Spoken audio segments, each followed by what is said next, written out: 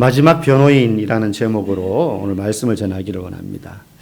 아이들 중에 보면 집집마다 좀 막내들, 좀 어린 아이들은 밤에 혼자 자는 것을 무서워하는 아이들이 있습니다. 저희 집에도 그런 아이가 있는데, 그래서 취침등이나 이런 빛이 약한 등 같은 걸 켜놓고 자죠. 저는 캄캄해야 잠을 자요. 불이 켜져 있으면 잠을 잘 못 자서 이렇게 저 혼자 안대막 쓰고 잘 때도 있고 그런데, 아이들은 이제 캄캄하면 무서워합니다. 이제 어느 집에 막내가 방에서 잠을 이제 밤에 자는데 갑자기 정전이 된 겁니다. 취침등마저 꺼져버린 거예요.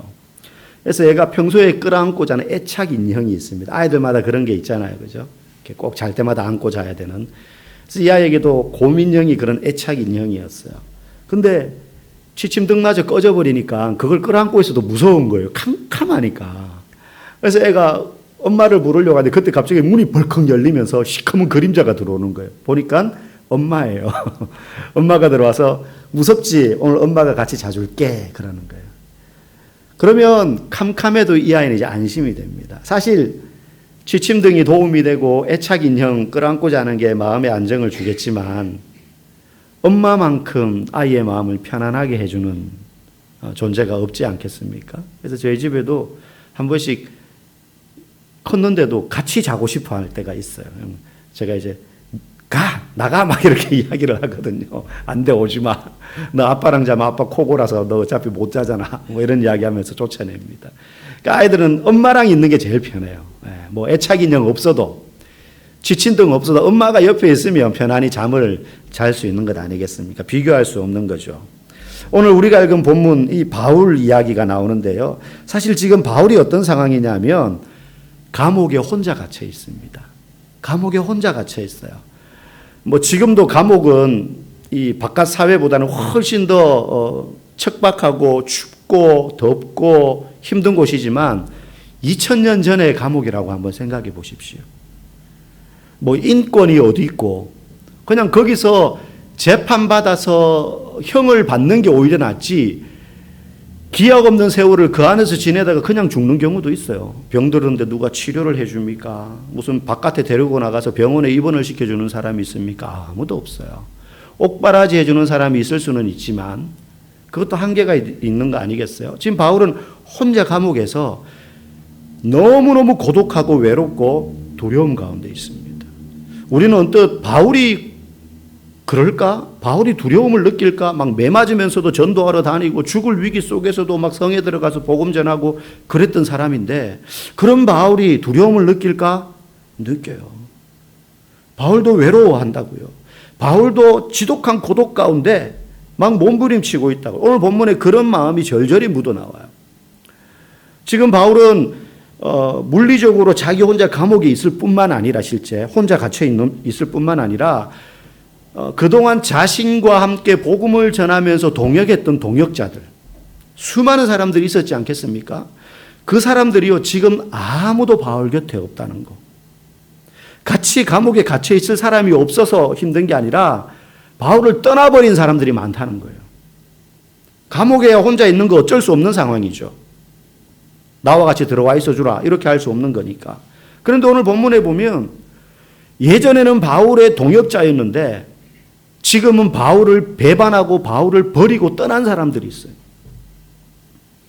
그냥 나 당신하고 일 못하겠어 정도가 아니라 아예 바울과 연을 끊어버리고 떠나버린 사람들이 있다니까요. 그리고 또 바울과 함께 사역하고는 있지만 멀리 다른 곳에 가서 사역을 하기 때문에 바울 곁에 있어서 힘이 되어주지 못하는 사람들이 또 있어요. 지금 같으면 하다못해 영상통화라도 하겠죠. 뭐 미국에 있어도 할 수 있고 세계 어디에 있어도 얼굴을 볼 수 있잖아요. 그런데 이때는 죽었는지 살았는지 알지를 못해요. 몇 달 전에 그 사람이 지금 거기서 사역한다더라라는 소식을 서신을 통해서 아니면 인편을 통해서 사람을 통해서 듣고 난 다음에 누가 소식을 전해주거나 전달되지 않으면 알 수가 없어요. 죽었는지 살았는지. 그런 가운데 바울이 감옥에 혼자 갇혀 있고 그의 옥바라지를 하고 건강을 돌봐주기 위해서 근처에 인근에 남아있는 사람은 누가 한 명밖에 없어요. 누가복음을 쓴 의사 누가. 그 외에는 다 바울 곁에 지금 없습니다. 그래서 그 외로움 때문에 지금 마지막 디모데후서 4장에서 디모데에게 이 편지를 쓰면서 디모데에게 말해요. 네가 속히 나에게 좀 와줬으면 좋겠다. 속히 와줬으면 좋겠다. 그리고 올 때 마가도 좀 데리고 와달라.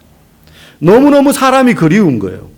너무너무 동역자들이 보고 싶은 거죠. 여러분, 우리도 신앙생활을 하다가 보면 이런 외로움을 느낄 때가 있습니다. 이렇게 모여있는 가운데 있을 때는 잘 모르지만 군중 속의 고독 같은 거죠. 실제 신앙생활을 하면 이 교회 문 밖을 나가면 치열한 삶의 전장터 아닙니까? 그곳에 있다 보면 막 바쁘게 일할 때는 모르지만 어느 순간 집에 퇴근해서 밤중에 혼자 앉아있을 때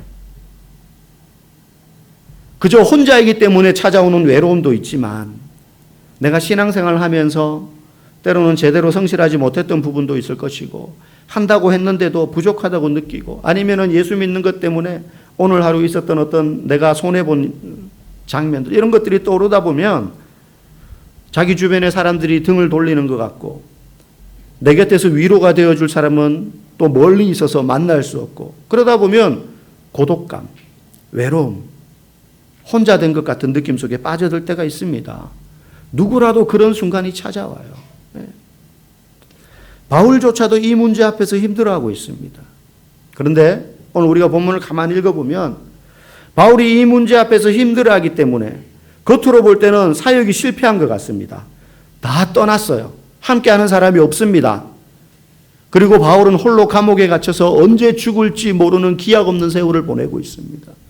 그렇게 왕성하게 사역을 하면서 교회를 세우고 복음을 전했던 바울이지만 지금 오히려 자신이 혼자라고 느끼고 스스로 괴롭고 외로운 이 순간 남들이 볼 때는 바울의 사역에 실패한 것 같지만 들여다보면 그 순간 바울은 아무도 없다고 여겨지는 그 순간 진짜 내가 붙들고 있는 복음이 무엇인지 그리고 사람들은 떠났지만 지금 자신과 함께하는 분이 누구이신지를 더 분명하게 알려주고 있다는 거예요.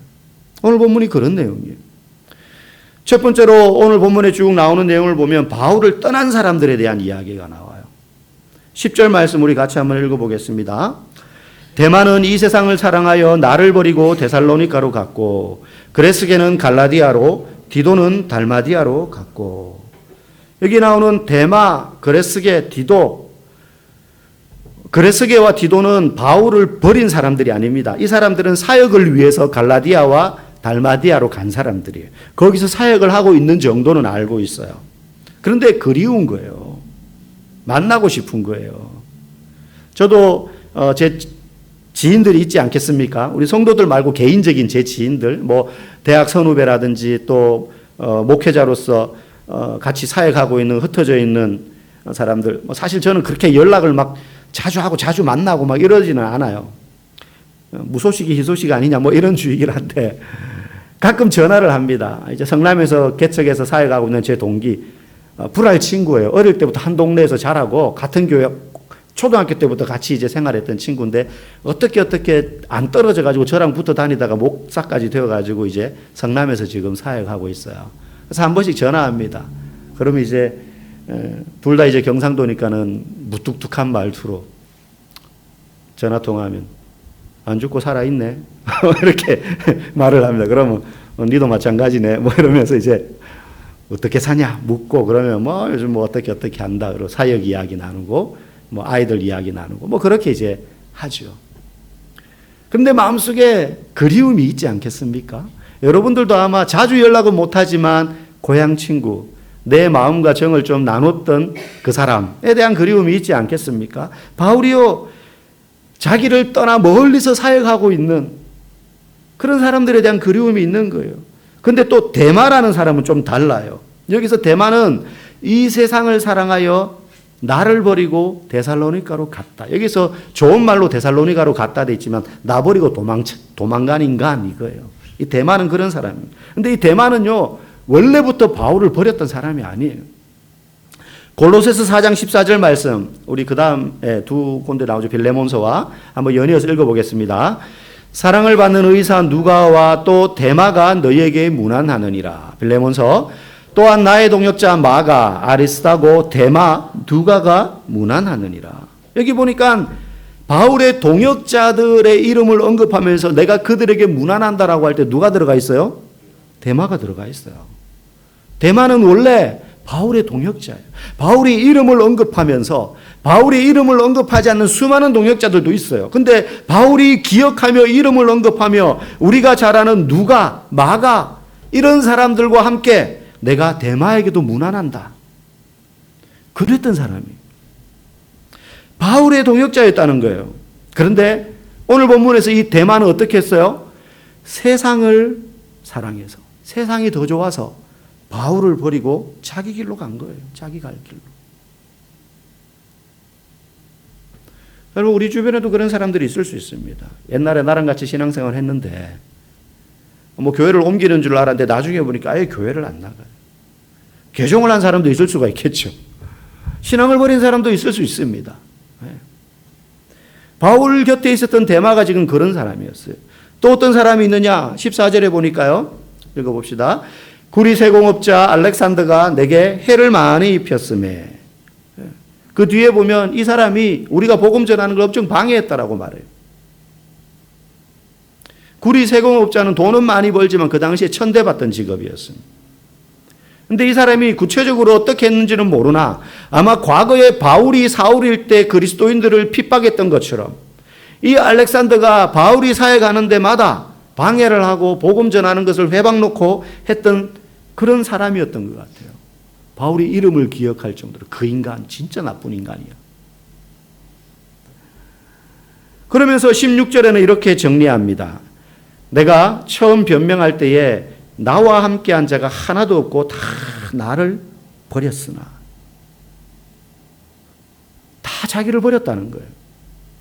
의사인 누가만 옆에 남아있어요. 애초에 바울과 함께했던 대부분의 사람들이 바울을 버리고 떠났거나 사역을 위해서 다른 곳에 가 있습니다. 그러니 바울의 마음이 지금 얼마나 힘들까 우리가 짐작해 볼 수 있는 거죠. 바울은 사역하면서 성공만 거둔 게 아니었어요.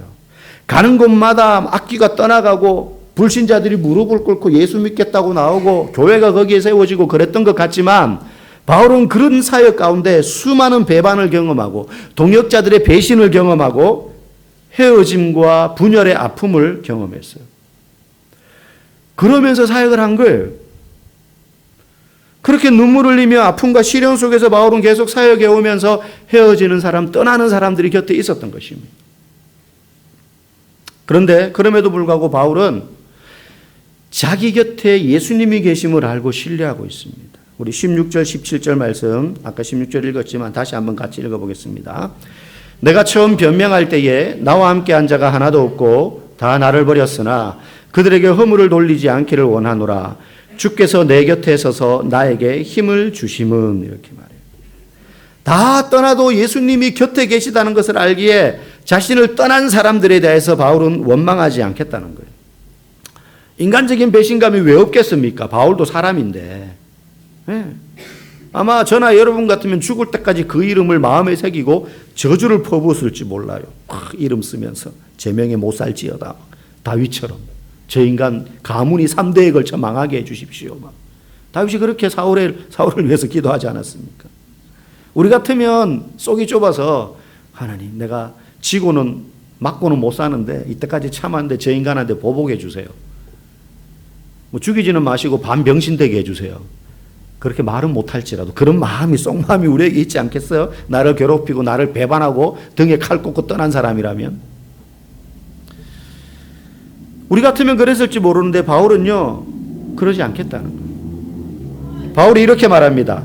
내가 처음 변명할 때에 16절에 보면 내가 처음 변명할 때라고 말하죠.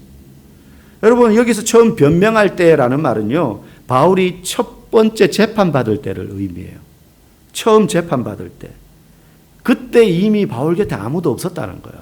여러분 참 인생이 참 슬픔인 것 같아요. 바울이 왕성하게 복음 전할 때는 수많은 동역자들이 있었던 것 같은데 막상 붙잡혀서 로마 법정에 서서 재판받으려고 하니까 다 떠나고 없어요. 물론 일부러 도망친 사람들만 있는 건 아니죠. 앞에 말한 것처럼 멀리 사역하고 있으니까 도와주러 못 온 거죠. 그런 사람들도 있습니다. 그런데 막상 그 앞에 섰는데 아무도 자기 곁에 없는 거예요. 여러분 우리도 그렇잖아요. 내가 잘 나가고 막 돈 잘 벌고 그럴 때는 주변에 친구가 많이 생깁니다. 너 잘한다고 막 칭찬하고. 근데 내가 힘들면요, 사람들이 본체 만체예요. 언제 그랬냐는 듯이 멀리합니다. 여러분, 이게 인간의 속성인 것 같아요. 바울이 지금 말합니다. 내가 처음 재판받을 때 내 곁에 아무도 없었다. 그런데 내가 그들에게 허물을 돌리지 않는다. 왜? 주께서 내 곁에 서서 힘을 주셨다. 여기서 곁에 서서, 주께서 내 곁에 섰다. 곁에 섰다 할 때 이 말은요, 앞에 내가 처음 변명할 때가 법정에서 변호할 때, 재판받을 때의 이 말인 것처럼 주께서 내 곁에 섰다라는 말은 법정에서 피고인의 곁에 서서 변호하는 걸 말해요. 변호하는 거. 내가 로마 법정에 서서 복음 전했다는 이유로 모함을 받아서 재판을 받는데 내 주변에 있었던 인간들 다 떠나고 없다. 그런데 그때 예수님께서 내 곁에서 변호인이 되어주셨다. 내 곁에서 변호사가 되어주셨다는 거예요. 바울과 같이 사역하기 싫어서 떠난 사람들 떠나고 노골적으로 그를 공격하던 사람들도 있었어요. 그리고 지금 감옥에 홀로 갇혀 있습니다. 괴로운 상황, 외로운 상황. 근데 그때 누가 계셨다는 거예요? 예수님이 계셨어요. 그분이 그냥 옆에 같이 고통을 분담하는 차원에서 있어 주셨다는 게 아니라 법정에서 아무도 내 편이 되어서 변호해 주지 않고 있을 그때, 말도 안 되는 죄목으로 내가 모함을 받을 그때 예수님이 곁에 서서 나를 위해서 무고함을 이야기해 주고 나를 끝까지 지지해 주는 변호인이 되셨다는 거예요. 여러분, 언뜻 바울의 사역이 실패처럼 보여요. 결과는, 열매는 많이 남았죠. 가는 곳마다 교회가 개척되고 그곳에 성도들이 모여들고 교회가 든든히 세워져 가게. 물론 그 안에 많은 문제들이 있었지만 교회가 세워져 갔어요. 그런데 정작 바울 개인으로 볼 때는 옆에 아무도 남아있지 않아요. 어쩌면 사람들은 바울을 향해서 이렇게 질타했을지도 몰라요. 일 잘하면 뭐하냐? 능력 많으면 뭐하냐? 네 곁에 지금 누가 있냐는 거예요. 다 떠나고 없는데. 그런 소리 했을지도 몰라요. 그래서 어쩌면 후회하고 실망하고, 내가 인생 잘못 살았구나. 내가 신앙생활을 잘못했나? 뭐 이런 생각이 들 수도 있습니다. 그런데 예수님이 그의 곁에 서서 마지막까지 남아서 변호하시면서 이렇게 말씀하시는 것과 같죠. 아니, 그렇지 않아. 너는 인생을 잘못 산 것도 아니고 신앙생활을 잘못한 것도 아니야. 네가 결코 사역을 잘못한 게 아니야. 내가 너와 함께 하고 있잖아. 다 떠났지만 내가 함께 하고 있잖아. 너가 전한 복음은 틀린 복음이 아니야. 올바른 주의 말씀을 전하고 그 말씀이 올바른 복음이었기 때문에 많은 사람들이 듣고 예수를 믿었고,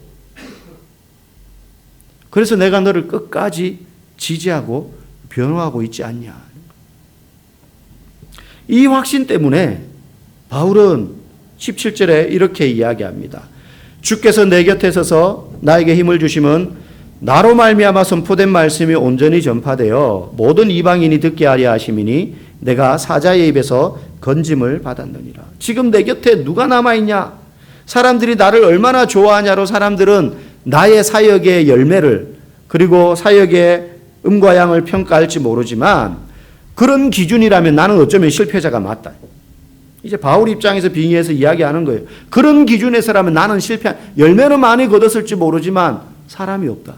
그러면 실패한 것처럼 보일지 모른다. 그러나 한 가지 분명한 것은 지금 내 곁에서 나를 변호하고 계신 예수님께서 나에게 힘을 주셔서 선포된 그 말씀이 이방인들을 예수 믿게 하고 그 사역 가운데 많은 위기가 있었고 사자의 입에서 건짐을 받는 것과 같은 그런 건짐을 예수님께서 내게 주셨다는 거예요. 그러니 이 사역은 실패한 사역이 맞다 아니다? 아니다. 아니다. 우리는 예수 잘 믿는 사람, 신앙생활 열심히 하는 사람, 하나님이 보실 때 기뻐할 만한 사람 곁에는 전부 그를 응원해주고 그를 환호해주고 그 주변에는 칭찬하는 사람들이 모여들 것만 같지요. 그런 사람들도 있어요. 근데 그렇지 않은 사람들도 있어요. 여러분, 다윗 주변에 용사들이 많이 모여들었지만 그 용사들의 몇 배 되는 대적들이 더 많았어요. 바울을 죽이지 않으면 안 되겠다. 여러분, 다윗을 제가 죄송합니다. 다윗이요. 바울도 마찬가지. 바울이 수많은 사역을 하면서 동역자들이 곁에 모여들었지만 그 반대로 바울을 죽이지 않으면 내가 자지도 않겠다는 사람들이 또 있었어요. 여러분, 복음이 전해졌고 다 떠나도 예수님이 내 곁에 남아 계시니까, 이것 때문에 내가 지금 비록 감옥에 갇혀 있지만 나를 떠난 사람들에 대해서 나는 흠을 잡지 않겠다. 예수님이 나와 함께 계시니까. 여러분, 사람들이 나를 막 좋아해주고 환호해주고 잘한다고 칭찬해주지 않아도 괜찮아요. 예수님이 내 곁에 계시다는 확신과 소망이 있으면 아무런 문제가 되지 않습니다. 그래서 가끔 우리가 그런 말 하잖아요. 너는 사람 보고 신앙생활 하냐? 주님 보고 신앙생활 해야지. 그게 100% 그것만 맞다는 건 아니지만, 사람 때문에 힘을 얻고 때로는 상처를 받기도 하지만, 그럼에도 불구하고 우리가 온전히 바라봐야 될 분은 예수님이시라는 거죠. 그분이 나를 어떻게 보고 계시는가? 사람들이 나를 어떻게 평가하는가가 아니라 예수님 앞에서 내가 지금 어떤 사역자인가? 어떤 그리스도인인가? 그게 더 중요하고, 그 확신을 가지고 계시면 사람들의 환호와 인기는 있어도 그만 없어도 그만인 거예요. 유명한 헐리우드 배우 톰 행크스가 주연한 캐스트어웨이라는 영화가 예전에 있었습니다. 아마 보신 분들도 있을 거예요. 이제 비행기 조종사로 나오는데, 이제 무인도에 표류해서 혼자 4년 동안 무인도에서 살다가 이제 살아나게 된다는 이야기입니다. 물론 실화는 아닙니다. 여기서 이제 톰 행크스가 맡은 배역이 척 놀랜드라는 비행기 조종사예요. 이제 혼자 무인도에 떨어지게 됩니다. 4년 동안 살아남는데 혼자니까 말할 사람도 없고 도와줄 사람도 없잖아요. 그래서 비행기에서 떨어질 때 구하게 된 배구공, 한번 보신 분은 아시네. 거기 배구공에다가 이름을 지어준 거예요. 윌슨이라고. 그래서 대화할 사람이 윌슨밖에 없는 거예요. 공하고 막 이야기하는 거예요. 대답 안 하죠. 근데 혼자 상상하면서 뭐 배고프냐, 오늘 어때? 막 이러고 있죠. 뭐 고민이 뭐니? 막 이러고 대화 막 하는 장면이 나와요. 안 그러면 사람 미쳐버리겠죠. 우울해지고 자살하거나 그러지 않겠습니까? 4년 동안 혼자 무인도에 산다. 그쯤 되면 살아날 희망을 버리지 않겠어요? 근데 이 청놀랜드는 희망을 버리지 않습니다. 거기서 혼자 있는 것과 같지 않게, 물론 괴롭고 외롭고 고독한데 극단적인 선택을 하거나 사람이 절망에 빠지거나 우울감에 빠지거나 그러지 않고요. 그 4년을 잘 견뎌요. 그 안에서. 결국 살아남게 됩니다. 그 외로움 속에서 그가 희망을 붙잡았던 거예요. 나중에 그가 돌아와서 이렇게 말해요. 어떻게 거기서 살았습니까? 버텼습니까? 그러자 이 청놀랜드가 내일은 내일의 해가 뜰 거야. 그건 분명해. 그 희망 하나로 버텼어요. 내가 우울하거나 말거나 세상은 내일 아침엔 또 환한 태양이 뜬다. 별것 아니고 당연한 거지만 그 당연한 것이 감동으로 다가오고 내일은 또 다른 나의 새로운 날이 될 거라는 소망 가지고 4년을 버텼던 거예요. 사도 바울도 감옥에서 고백하고 있는 거예요. 주님께서 내 곁에 서서 힘을 주셨다. 다 떠났는데, 절망할 수 있는데 주께서 나를 모든 악한 일에서 건져내셨다. 그리고 그분이 나를 주님 나라에 인도하실 것이다. 이 소망을 가지고 감옥 속에서도 강건한 믿음을 지켰던 것이죠. 사랑하는 성도 여러분, 이 말씀이 저와 여러분에게도 똑같이 적용이 됩니다. 살다 보면 관계가 힘들어지고 삶의 어려움이 찾아와서 내가 혼자인 것처럼 여겨지고 내가 신앙생활을 잘못한 게 아닌가, 잘못 살았나는 생각이 들 때가 있습니다. 하지만 우리가 그러한 생각 때문에 낙심할 때 사실 우리보다 더 깊은 고독을 경험하고 우리보다 더 깊은 아픔을 경험하면서 홀로 죽으셨던 예수님이 계시다는 것을 여러분 잊지 마시기 바랍니다.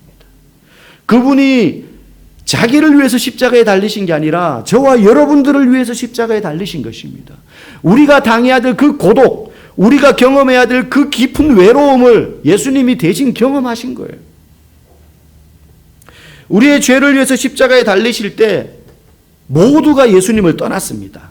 지금 바울이 감옥 속에서 느끼는 고독과 같은 더 강한 배신감에 예수님은 아마 우리 같았으면 그냥 못 죽었을 거예요. 한 놈이라도 내가 같이 그냥 끌고 가겠다. 뭐 이런 마음 안에 있었겠어요.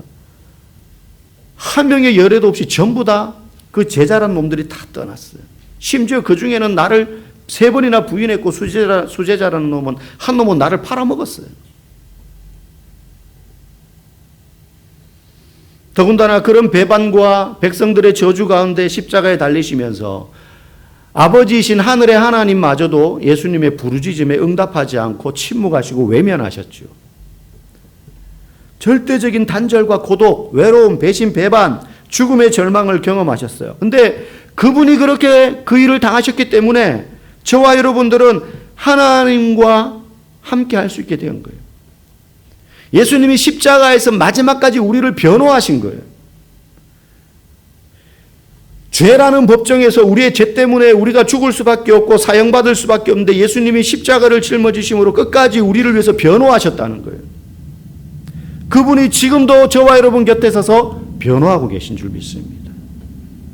외롭고 힘들고 시련 속에서 여러분 믿음의 끈을 놓지 않고 주님 계신 쪽을 바라보며 주의 은혜와 긍휼을 구하며 그분을 바라보는 것을 멈추지 않는다면 지금 내 감정과 내 환경의 어려움과 상관없이 주님 우리에게 이렇게 말씀하시는 거죠. 딸아, 아들아, 너희의 신앙과 믿음의 삶을 내가 잘 알고 있다. 주님, 내가 이 주를 위해서 열심히 나름대로 산다고 했는데 왜 이런 어려움이 찾아오고 왜 이런 고독이 찾아오고 왜 이런 고난이 찾아오죠? 그러나 내가 너를 지지하고 있다.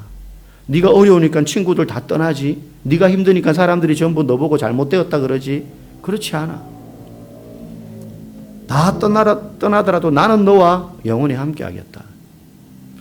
그 예수님이 저와 여러분들을 지금도 변호하기 위해서 서 계신 줄 믿습니다. 오늘 바울은 끝으로 19절에서 22절에 이렇게 이야기합니다. 우리 같이 읽어봅시다. 브리스가와 아굴라와 및 오네시보로의 집에 문안하라. 에라스도는 고린도에 머물러 있고 드로비모는 병들어서 밀레도에 두었노니 너는 겨울 전에 어서 오라. 우블로와 부데와 리노와 글라우디아와 모든 형제가 다 네게 문안하느니라. 나는 주께서 내 심령에 함께 계시기를 바라노니 은혜가 너희와 함께 있을지어다. 아멘. 바울은 감옥에 있으면서도 흩어져 있는 교회와 그 교회의 성도들 그리고 리더들과 그 중에 병들어 있는 사람들의 안부를 물으며 그들을 돌아보라고 디모데에게 사역을 부탁해요.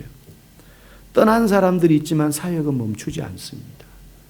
주의 교회를 돌보는 일은 계속되고 성도들과 함께 계속해서 공동체를 세워 가면서 복음은 전해지는 것이죠. 우리 교회도 마찬가지입니다. 우리 교회를 통하여 여러분들을 통하여 저를 통하여서 어렵고 힘들고 숱한 부침과 고난의 시간들이 찾아오겠지만 복음은 전해져야 되고 그 복음을 전하는 우리 공동체는 돌봄을 받아야 되고 건강하게 세워져 가야 되는 것입니다. 여러분 다 떠나도 예수님이 여러분과 함께 계십니다. 이것이 우리에게 소망이 되기를 바라고 우리가 매일을 살아갈 수 있는 힘이 되기를 바라며 우리 교회 공동체와 여러분의 가정이 그리고 여러분 개인의 삶이 그렇게 예수님과 끝까지 동행하는 복된 삶 살아가시기를 주의 이름으로 간절히 축복합니다.